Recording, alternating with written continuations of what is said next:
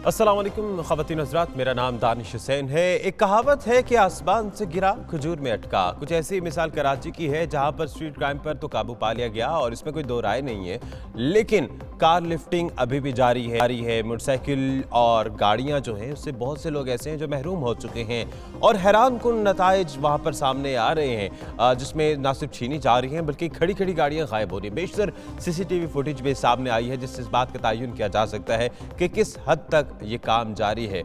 Figure जो है उसके मुताबिक सिर्फ एक साल में यानी कि 2018 में अब तक 11 महीनों में 24,000 से ज्यादा मोटरसाइकिल जो हैं वहां से या तो चोरी हो चुकी हैं या छीनी जा चुकी हैं। 11,000 से ज्यादा गाड़ियां चोरी हो चुकी हैं, जिसमें सरकारी गाड़ी भी महफूज नहीं है। आपको याद होगा कि कुछ अर्सा पहले मेयर कराची वसीम अख्तर की भी एक सरकारी गाड़ी को चोरी किया गया था और इसमें 36 सरकारी गाड़ियां भी हैं जो कि चुराई जा चुकी हैं। रिकवरी कितनी है, आखिर ये हो क्यों रहा है, कितनी ऐसे कार लिफ्टर्स हैं या मोटरसाइकिल चोरी करने वाले गिरोह हैं जिनको वहाँ पर पकड़ा गया, इसी पर बात करने के लिए हमारे साथ फयाज यूनुस होंगे और मुनीर शेख साहब भी हमें ज्वाइन करेंगे। SSP काउंटर टेररिज्म डिपार्टमेंट है। सबसे पहले फयाज आपकी तरफ रुख करता हूँ, ये बताएगा बहुत बड़ा फिगर आ रहा है, हैरान कुन नताइज है, तो ये बताएगा कि रिकवरीज भी कुछ हुई हैं क्योंकि 24,000 से ज़्यादा मोटरसाइकिल हैं, 11,000 गाड़ियाँ हैं, तो रिकवरी कितनी हुई और इसकी रोकथाम के लिए क्या कोई अमली इकदाम किए जा रहे हैं कराची में? देखिए, अगर बात करें रवा साल 2018 में तो कराची में सबसे ज़्यादा जो स्ट्रीट क्राइम की तरफ पुलिस ने फोकस किया था, जिसके बाद मुख्तलिफ ग्रुप्स मुतहरिक हुए जिन्होंने स्ट्रीट क्राइम के बाद अब मोटरसाइकिलें चोरी और छीनना शुरू कर दी हैं। अब तक जो है 11 माह के दौरान अब तक 24,000 से ज़ायद जो है मोटरसाइकिलें छीनी जा चुकी हैं और चोरी हुए, जिनमें से सिर्फ 5,000 के करीब जो है पुलिस रिकवर करने में कामयाब हुई है। पुलिस के अफसरान कहते हैं कि ये तमाम तर ग्रुप काफ़ी ज़्यादा मुतहरिक है, पुलिस इनके खिलाफ क्रैकडाउन तो करती है लेकिन ये मुलजिमान पकड़े जाते हैं और 2 से 3 पेशियों के बाद क्योंकि पुलिस इनके खिलाफ कोई ठोस सबूत पेश नहीं कर पाती, इस वजह से ये जमानत पर रिहा हो जाते हैं। अगर हम बात करें बड़ी कारें और गाड़ियां, तो वो रवा साल अब तक जो है 1100 छीनी जा चुकी हैं, जिनमें से 36 सरकारी गाड़ियां हैं। पुलिस के अफसरान और एंटी कार लिफ्टिंग सेल के अफसरान 1100 है, 11,000 है, फिगर जरा करेक्ट कर दीजिएगा अभी। देखिए, 1100 गाड़ियां हैं जो अब तक कराची में छीनी जा चुकी हैं, जिनमें ज़्यादातर वो गाड़ियां हैं जो महंगी हैं और जिनमें ट्रैकर नहीं लगे। पुलिस के अफसरान यही कहते हैं कि ज़्यादातर सरकारी गाड़ियां और बड़ी गाड़ियां इसीलिए छीनी जाती हैं क्योंकि उनमें ट्रैकर नहीं होता। मुलजिमान ये गाड़ियां आसानी से कराची के मुख्तलिफ इलाकों से छीनते हैं, फिर इन्हें कराची के बड़े जो पार्किंग प्लाजा हैं वहाँ पर खड़ा करते हैं, उसके बाद एक और ग्रुप इनको ख़रीदता है। अगर एक बड़ी गाड़ी की बात करें जिसकी शिकायत भी आ रही है, ठीक है। अच्छा फयाज साथ ही रहेगा, मुनीर शेख साहब से भी जरा बात कर लेते हैं इसी सिलसिले में, फिर वापस आपकी तरफ भी आते हैं। मुनीर शेख साहब, क्योंकि आपका ताल्लुक सर काउंटर टेररिज्म डिपार्टमेंट से है, तो चोरी तो होती है लेकिन उसके बाद जो यही गाड़ियां वारदातों में इस्तेमाल होती है, शिकायत ये भी है कि बलूचिस्तान चली जाती हैं और टेररिज्म में भी इस्तेमाल होता है, बहुत से ऐसे वाकयात रिपोर्ट भी हुए हैं। तो इसकी रोकथाम के लिए क्या इक़दाम किए जा रहे हैं या किए जाने चाहिए?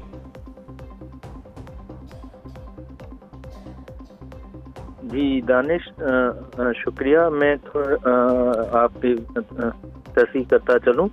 मैं SSP anti car lifting cell हूँ, SSP CTD नहीं हूँ।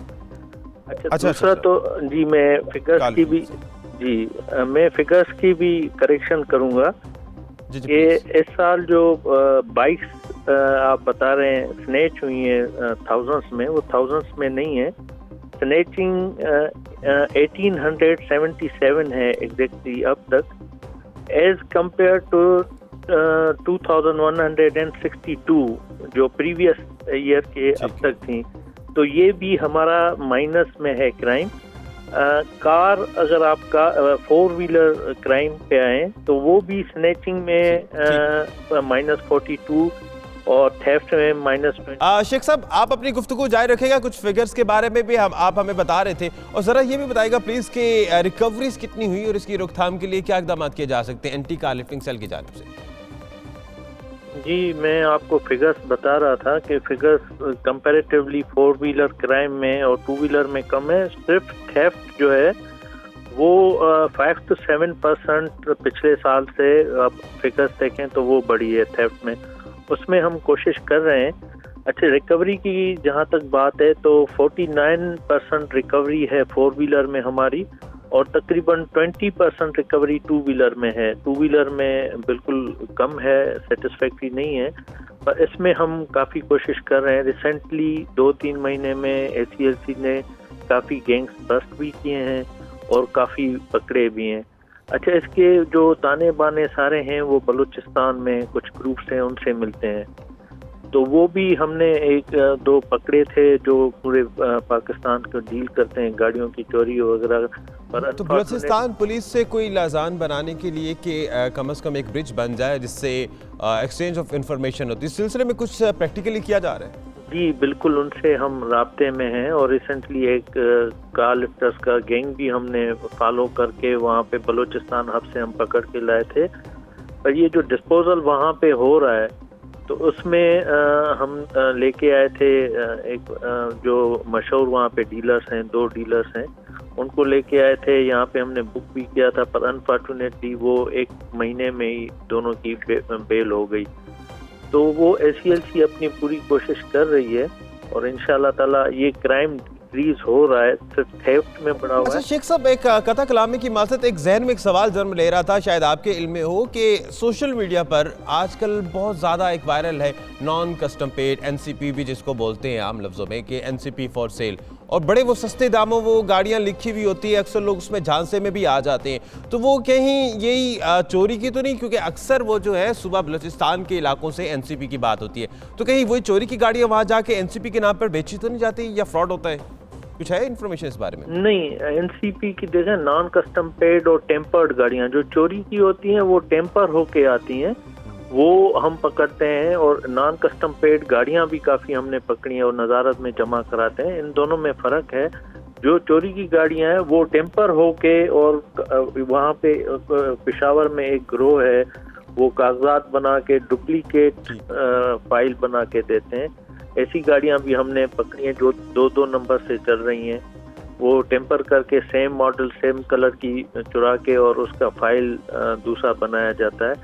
तो ये इस तरह के गैंग्स ऑपरेट कर रहे हैं और उन पे हम मेहनत कर रहे हैं और इंशाल्लाह इनकी रिजल्ट्स लेंगे इंशाल्लाह। चलिए शेख साहब, हम तो ये उम्मीद करते हैं कि फिगर बढ़े ना बल्कि कम हो। बहुत शुक्रिया। हमारे साथ ACLC के एग्जीक्यूटिव मुनीर शेख साहब भी थे, फयाज यूनुस आपका भी शुक्रिया। अब कुछ मुल्तान के जामे की बात करते हैं, बल्कि जनूबी पंजाब की एक बड़े जामे, सबसे बड़ी जामे समझी जाती है बहाउद्दीन ज़करिया यूनिवर्सिटी। वहाँ पर ऐसे हैरान कुन वहाँ से खबरें आ रही हैं कि इंसान दंग रह जाता है। वो ये कि वहाँ पर असातिज़ा जो हैं वो मकाले भेज रहे हैं, जो तालिब इल्म वहाँ पर आर्टिकल्स या थीसिस बनाते हैं और बड़ी मेहनतों से जमा कराते हैं। उसके बाद क्या होता है कि वो टीचर्स उनको बेच देते हैं। यकीनी तौर पर वो कहाँ बिकते हैं? वो दोबारा नए बैचेस जो उसके जूनियर्स होते हैं उनको बिकते हैं और वो बने बनाए खरीद के वही वापस आ जाते हैं। हैरान कुन ये बात है। और HSC की रिपोर्ट ये है कि 80% जो तहकीक है वो बोगस है, वो फारिग है, यानी कि वो कॉपी पेस्ट है। और इस तरह से बहाउद्दीन ज़करिया यूनिवर्सिटी में ये काम हो रहा है। मोहम्मद आसिफ हमारे नुमाइंदे हमारे साथ मौजूद हैं, बहाउद्दीन ज़करिया यूनिवर्सिटी के वाइस चांसलर डॉक्टर ताहिर अमीन साहब भी हमें ज्वाइन करें। आसिफ, पहले आप ये बताइएगा कि बड़ी हैरान कुन बात है, यकीनी तौर पर तालीम का मयार क्या रह जाएगा जब 80% HSC कहेगी कि वो तहकीक सही है नहीं, फेक है, तो इस सिलसिले में क्या रिपोर्ट है आपके पास? जी बिल्कुल, देखिए बहाउद्दीन ज़करिया यूनिवर्सिटी जो है वो जनूबी पंजाब की सबसे बड़ी यूनिवर्सिटी है। यहाँ पर जो मुकाले हैं, जो थीसिस हैं, जो यहाँ पर तहकीकाती इल्म के बाद जो यहाँ पर थीसिस जमा करवाने होते हैं, वो महंगे दामों जो प्रोफेसर हजरात है वो स्टूडेंट्स के साथ मिलकर यहाँ पर सेल करने का इंकशाफ हुआ है। बड़े यहाँ पर मैं बताता चलूँ, प्रोफेसर जो अब्दुल कदूस सुहेब जो प्रोफेसर है वो इस्लामिक रिसर्च सेंटर के डायरेक्टर लगे हुए हैं। उन्होंने बहुत सारे स्टूडेंट्स को ये जो मुकाले हैं ये महंगे दामों फरोख्त किए हैं। कुछ स्टूडेंट्स का भी हमसे रब्ता हुआ, उनका भी यही कहना था। अब इल्म का म्यार यहाँ से लगाया जा सकता है, इल्म का म्यार का अंदाजा यकीनी तौर पर यहाँ से लगाया जा सकता है। आप पहले कुछ बता रहे थे, जरा गुफ्तगू जारी रखिएगा। और जिस तरह से आपने इस्लामिक डिपार्टमेंट की बात की, इस्लामिक रिसर्च सेंटर, इसके अलावा कौन कौन सी ऐसी फैकल्टीज है जहाँ से ऐसी रिपोर्ट्स आ रही हैं? जी बिल्कुल, ये काफ़ी सारे ऐसे डिपार्टमेंट है, यहाँ से ऐसा इंकशाफ हुआ है। इसके अलावा जो HEC की जानिब से एक रिपोर्ट जारी की गई है जिसमें से 80% जो मुकाले हैं वो गैर कानूनी तौर पर और गैर मेयारी तौर पर करार दिए गए हैं, जिनका जो म्यार है वो जो HEC के एक म्यार में जो मेंटेन किया उस म्यार पर पूरा ही नहीं उतरे। और यहाँ से इल्म का म्यार आ सकता है, सिर्फ 20% ऐसे जो बहाउद्दीन ज़िक्रिया यूनिवर्सिटी स्टूडेंट पास होकर आगे जा रहे हैं जो HEC के म्यार पर पूरा उतर रहे हैं। लेकिन 20% का मतलब तो आसिफ यही है ना कि आटे में नमक के बराबर है। वाइस चांसलर साहब भी हमारे साथ मौजूद हैं तो उनसे बात करते हैं। डॉक्टर साहब, सर बहुत शुक्रिया आपका।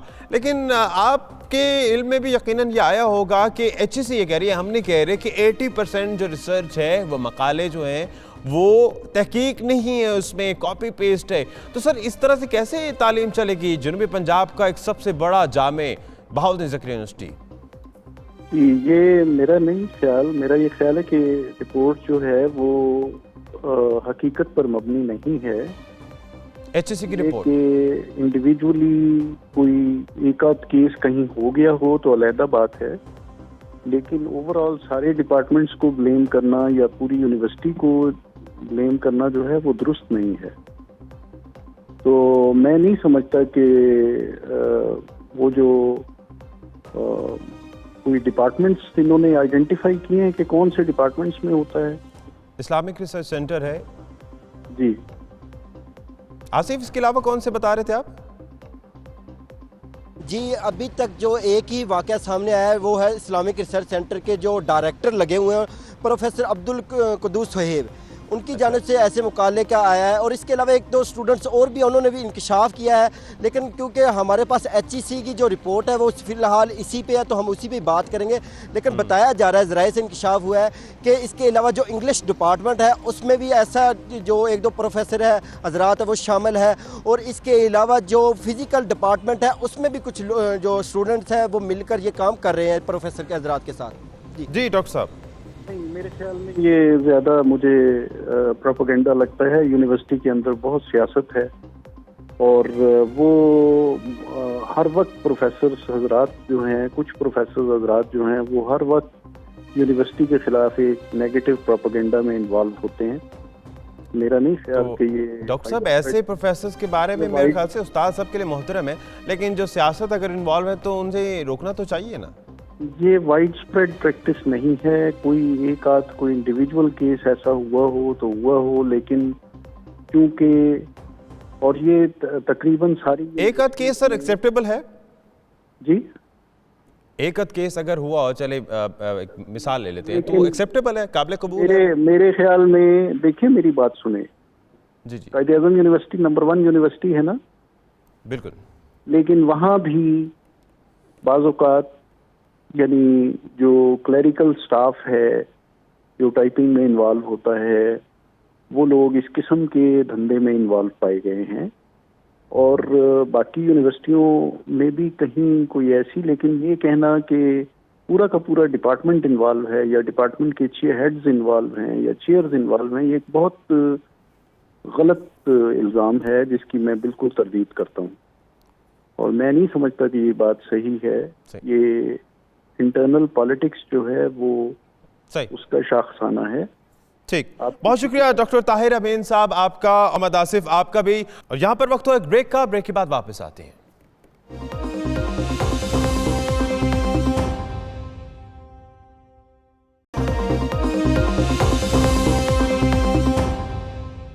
पानी हर किसी की बुनियादी ज़रूरत है और सक्कर में रोटी, कपड़ा और मकान का नारा तो लगता है, लेकिन शायद पानी का नारा नहीं है, तो इसलिए पानी नहीं दिया जाता, ना पीने का ना इस्तेमाल करने का।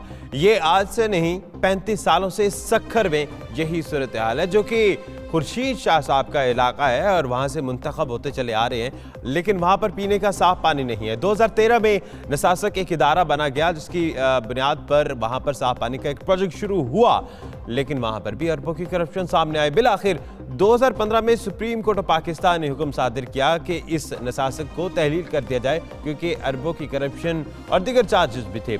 क्या सूरत हाल है? सजाद पाशा हमारे साथ मौजूद है, तारिक बाजवा साहब डिप्टी मेयर सक्खर भी हमारे साथ मौजूद होंगे। तो सजाद पाशा ये बताएगा कि 2017 में भी कुछ प्रोजेक्ट शुरू हुआ था, मेयर सक्खर साहब ने शुरू किया था कुछ तकरीबन 65 करोड़ की लगभग लागत का, तो वो कितना एरिया कवर कर रहे हैं? कितना एरिया ऐसा है जहां अभी भी पीने का साफ पानी मुहैया नहीं हो रहा? जी बिल्कुल, अफसोस के साथ कहना पड़ता है कि सक्खर जो है वो पीपल्स पार्टी का गढ़ भी है और दरियाए के सिंध के किनारे आबाद भी है, लेकिन इसके बावजूद यहाँ के शहरी गुज़श्ता 35 सालों से पीने के साफ पानी से महरूम है।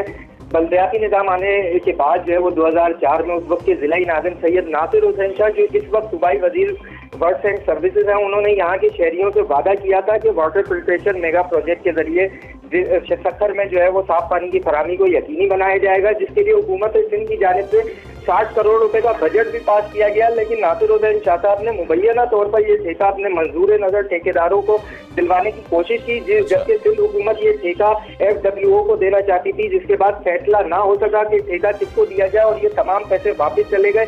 इसी तरह 2012 में जो है वो north Sindh urban services corporation निसासिक ने भी कई मुख्तलिफ साफ पानी के प्रोजेक्ट के नाम पर जो है वो अरबों रुपए की करप्शन की और उनकी मुबैना करप्शन पर जो है वो सुप्रीम कोर्ट ने निसासिक को तहलील कर दिया। एक बार फिर जो है वो मेयर सक्खर अरसलान इस्लाम शेख, उनका भी ताल्लुक पाकिस्तान पीपल्स पार्टी से है, उन्होंने 65 करोड़ रुपए की खतीर रकम खर्च करके बकर आइलैंड पर साफ पानी के मंसूबे का इफ्तिताह किया, लेकिन उस मंसूबे को भी मुकम्मल हुए हुए 1 साल का अर्सा गुजर चुका है। लेकिन आज भी इस जजीरा नुमा शहर के शहरी पीने के साफ पानी से महरूम है। सक्खर के बेशतर इलाके ऐसे हैं जहाँ कहीं तो ये सजाद बताएगा, ये जो बकर आइलैंड है ये कितना एरिया कवर कर रहा है, कितनी प्रोग्रेस है कि वो उन इलाकों में पीने का साफ पानी मुहैया कर रहा है? क्योंकि गरीबाबाद और दीगर कई ऐसे इलाके हैं जहां से शिकायत ये हैं कि वहां पर पीने का साफ पानी अभी भी नहीं है। जी, जब ये बकर आइलैंड मंसूबे का इफ्तिताह किया गया था तो ये बताया गया था कि ये पूरे सक्खर शहर को जो है वो साफ पानी की जो है वो फराहमी, लेकिन पूरे शहर को ये पानी नहीं दे रहा। तारिक चौहान साहब, सर आप डिप्टी मेयर हैं और मेयर साहब ने प्रोजेक्ट तो शुरू किया, खैर बहुत अच्छा प्रोजेक्ट है 65 करोड़ की लागत से, लेकिन अभी भी पीने का साफ पानी तो सिर्फ चंद इलाकों में ही है ना। मैं ज़रा आपको बताता चलूँ इसकी असल हकीकत क्या है। कि इसका असल हकीकत ये है कि ये बकर आइलैंड जो पानी लेता है वो लेता है 30 MGD। इसकी जो सप्लाई होती है वो होती है फेज़ 1, फेज़ 2 और फेज़ 3 को जाती है। 20 MGD हम मतलब कि 20 मिलियन गैलन हम पानी इस वक्त लिफ्ट कर रहे हैं बकर आइलैंड से, जिसकी सप्लाई 11 मिलियन जो दे रहे हैं वो हम दे रहे हैं सिटी को। अब गरीबाबाद की जो आप बात कर रहे हैं कि वो पानी बिल्कुल गरीबाबाद को या फेज़ 1 से भी जाता है, और एक इसका एक और हल्का अहबाब है जो हमारा दूसरी साइड है फेज़ 4। फेज़ 4 हम बखर से नहीं लेते पानी, वो हम लेते हैं फेज़ 4 सोसाइटी में हमारा एक बड़ा अपना इंटेक्ट बना हुआ है, वहाँ पे हमारे पॉन्ड सिस्टम बने हुए हैं, वहाँ से हम अपना 2 हिस्सों में पानी तकसीम है। उसके अलावा जो हम बखर से पानी देते हैं वो देते हैं हम फेज़ 3 को, वहाँ हमारे 9 MGD की सप्लाई है। बात रही पानी साफ़ देने की, कि पहले ये होता था कि पानी की सप्लाई पूरी नहीं होती थी, अब अल्हम्दुलिल्लाह हमारे यहाँ जो बकर आइलैंड है वो 30 MGD हम लिफ्ट कर सकते हैं। सप्लाई हमारी इस वक्त 20 MGD है, लेकिन फिल्ट्रेशन की बात हो रही है, पानी फ़िल्टर ना देने की बात हो रही है। तो ये ऐसा हुआ था कि निसासी के दौरान एक टेंडर हुआ था 6 अरब रुपए का, जिसमें ये पाइपलाइन सारी चेंज होनी थी, क्योंकि जो भी लाइनें डली हुई हैं वो 65, 70, 75 की डली हुई हैं। अब आप खुद बताएं कि 40 साल 35 साल के अरसे में वो लाइनें कब तक वो होंगी। उसके बाद आते हैं फिल्ट्रेशन प्लांट के ऊपर। फिल्ट्रेशन प्लांट आज तक नहीं बने, जो आज से 20 साल 25 साल पहले बने हुए हैं वही बने हुए हैं। अब वो बने हुए 3 MGD टोटल सप्लाई के। अगर सिटी को हम काउंट करते हैं, सक्खर जो एरिया है फेज़ 1 और फेज़ 2 का, तो वहाँ से हमारी सप्लाई 11 MGD। वहाँ फिल्ट्रेशन पानी की जो हमारे पास कैपेसिटी है वो है 3 MGD। हम 3 MGD को अगर सप्लाई करते हैं तो पूरे शहर में कोहरा मच जाएगा पानी का, कि पानी नहीं। लेकिन अब तो एक नया पंडोरा बॉक्स खुल गया कि फिल्ट्रेशन प्लांट तो है, पानी सप्लाई हो रहा है, लेकिन पाइप ही जंग आलूद है पुराने, तो कैसे साफ पानी पहुंचेगा। बहुत शुक्रिया चौहान साहब और शाह साहब, आप दोनों का। आज के प्रोग्राम का वक्त खत्म हुआ। दानिश हुसैन को अपनी टीम के हमरा इजाजत दीजिए। अल्लाह ने के बाद।